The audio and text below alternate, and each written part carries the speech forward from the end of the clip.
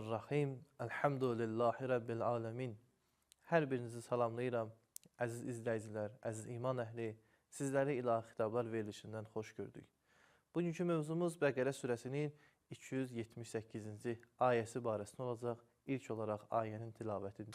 يا أيها الذين آمنوا اتقوا الله وذروا ما بقي من الربا إن كنتم مؤمنين.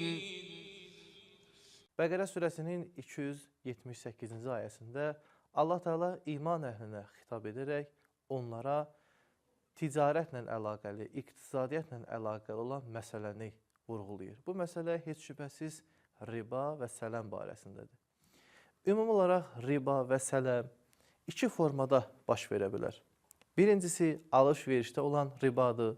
Alış-verişdə olan riba hər hansı bir malın qarşılığında qarşı tərəfdən tələb olunan əlavə bir dəyərdir. Məsəl üçün bir nəfər 2 kiloqram xurma verir qarşı tərəfə və ondan deyir ki, bunun qarşılığında mənə 1 kiloqram ən yaxşı formada xurma ver və yaxud bu malın qarşılığında verdiyim puldan əlavə mənim üçün əlavə bir iş gör. Hər halda bu alış-verişdə olan ribadır.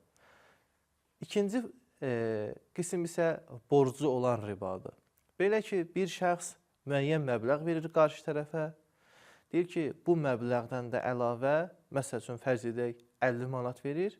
Deyir, 50 manatdan əlavə mən sənə bu borcu verdiyim üçün 55 manat, 60 manat mənə qaytaracaqsan. Yəni, verilən məbləğdən əlavə bir gəlir istəyir. Nəyə görə? Çünki ona borc verdiyi üçün. Ayədə əsasən ikinci qism riba möminlərə xitab olunur ki, belə işdən çəkinin.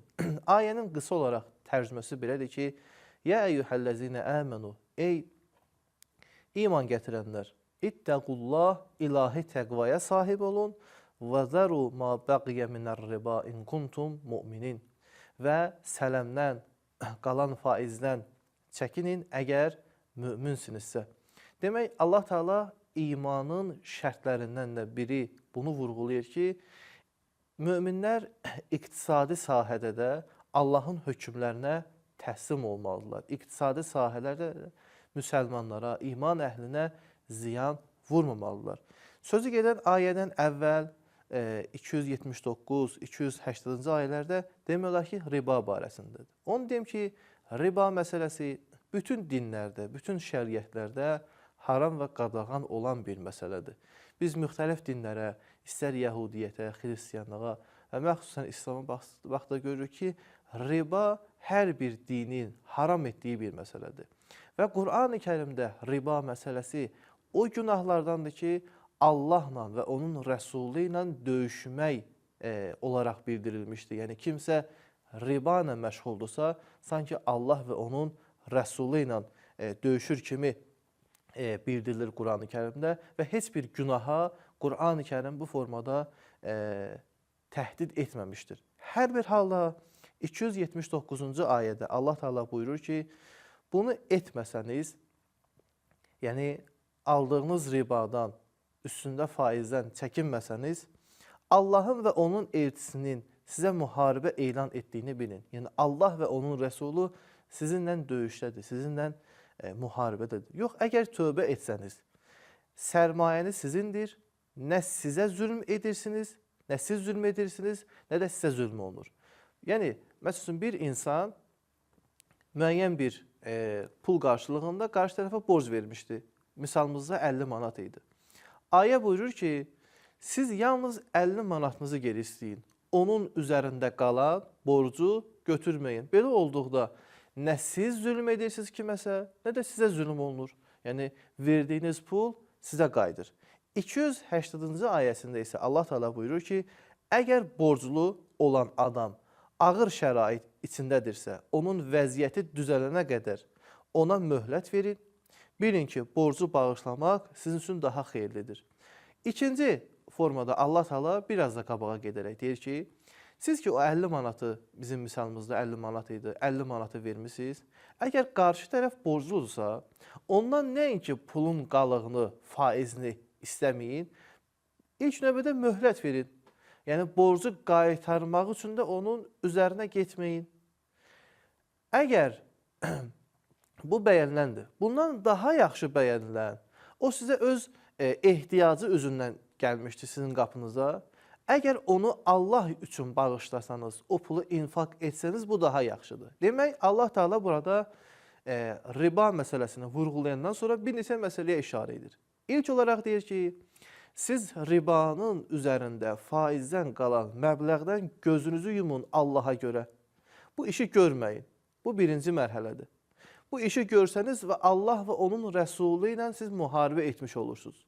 İkinci məsələ budur ki, əgər qarşı tərəf sizə müəyyən bir məbləğ borcludursa, ona möhlət verin da o özünü toparlasın, o pulu cəm eləsin, gətirib sizə versin. Bu ikinci. Üçüncü budur ki, gördünüz ki, o sıxıntı içindədir, borcunu qaytara bilmir. Bu borcu da Allaha görə bağışlayın. Baxın əzizlər, bu Allah Teala'nın ribanı qadağan etməsi və eyni zamanda cəmiyyətdə məişətin, iqtisadiyyətin öz normal qaydasına düşməsi üçündür. Bəs yaxşı, ümumən İslamda riba məsələsi nəyə görə qadağan edilmişdir? Yəni, ümumi olaraq İslam təlimlərində riba məsələsi hansı məsələlərə görə qadağan edilmişdir? Biz İslam təlimlərinə müraciət etdikdə görürük ki, bir sıra məsələlərə əsasən Allah Teala ribanı qadağan etmişdir. İlk növbədə Allah Teala cəmiyyətdə təbəqələşməyin qarşısını alır, ribanı qadağan etməklə. Belə ki, əgər ribanı biz cəmiyyətdə ümumi formada yayıldığını müşahidə etsək, bir cəmiyyət oturduğu yerdə varlanacaq, bir cəmiyyət günü-gündən iflasa tərəf gedəcək. Yəni, sələmçilik, riba məsələsi bir cəmiyyətdə baş qaldırarsa, heç bir iş görülmədən, yalnız pul mübadilə etməklə müəyyən insanlar zənginləşəcək. Bunun qarşılığında isə ikinci təbəqə, yəni faizdən istifadə edənlər, bütün sərmayələrini, bütün səylərini ortaya qoyacaqlar ki, işləsinlər, bu sələmçilərin cibini doldursunlar. Bu cəmiyyətin iki hissəyə bölünməsidir. Bir, varlı, zəngin, harınlanmış şəxslər yetişəcək heç bir iş görmədən. İkinci təbəqə isə cəmiyyətdə nə qədər işləsələr də günü-gündən yenə iflasa tərəf gedəcək. İkinci məsələ budur ki, biz ribanı ümumi formada qəbul etsək və cəmiyyətə hansı təsirlərini bağışlayır, bunu diqqətlə müşahidə etsək, görürük ki, sələmçilik nəinki cəmiyyətin iqtisadi inkişafını yüksəldir, cəmiyyətin iqtisadi inkişafına nəinki töhfə verir, bəlkə onun ümumən köklü formada zəiflədir. Belə ki, əgər sələmçilik biz fərz edək ki, cəmiyyətdə bir işdir, bir peşədir, peşə kimi, iş kimi qəbul etdikdə görürük ki, artıq bu müəyyən bir insanların heç bir gələcək yönlü planları olmadan cəmiyyətdə varlanmağı təbliğ edirlər. Yəni, sən heç bir cəhətdən oxunmasan, işləməsən, sırf bu işlə məşğul olsan, sən cibvə pul gələcək də, sən gəlirin də olacaq. Demək, riba məsələsi cəmiyyətin həm gələcəyini sual altına alır, həm indiki halını sual altına alır. Buna görə də Allah Rəsulü buyurmuşdur ki,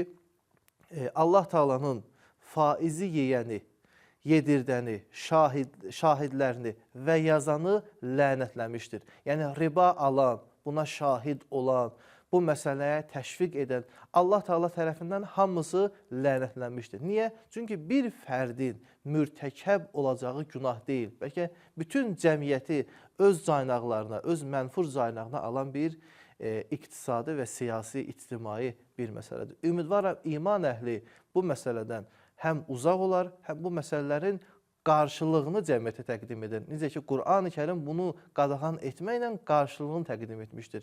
Bu qarşılıqlar barəsində gələn bəhsədə inşallah danışacağıq. Ümumi olaraq deyirəm ki, Qur'an-ı Kərim ribanı qadağan etdikdən sonra infaq, sədəqə məsələsini təşviq edir və eyni zamanda gözəl borc anlayışını cəmiyyətdə yayılmasını istəyir. Əssalamu aleykum və rəhmətullahi və bərəkətuh.